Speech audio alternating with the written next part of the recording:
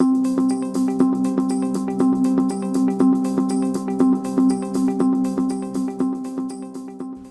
there are certain circumstances that will take a misdemeanor battery and turn it into a felony. Whether it's a domestic or it's a simple battery is actually irrelevant.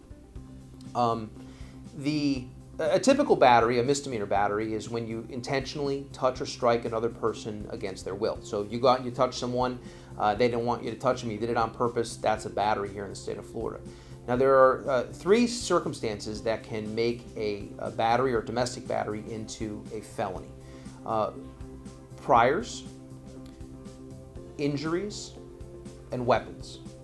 So let's actually start with weapons. If you use a weapon during the course of a battery, so you take out a knife and you stab someone instead of you touch them, that now becomes an aggravated battery. And instead of a first-degree misdemeanor where you're facing up to a year in the county jail, it becomes a second-degree felony where you're facing up to 15 years in prison. So that's the weapon situation.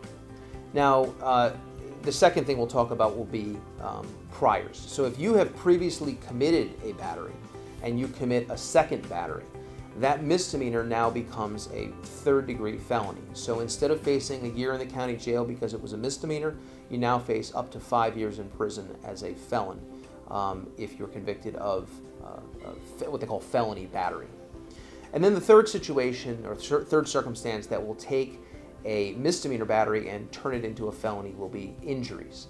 And the more serious the injuries, the more serious the felony that you're talking about. So a very serious injury as a result of a battery is going to become an aggravated battery.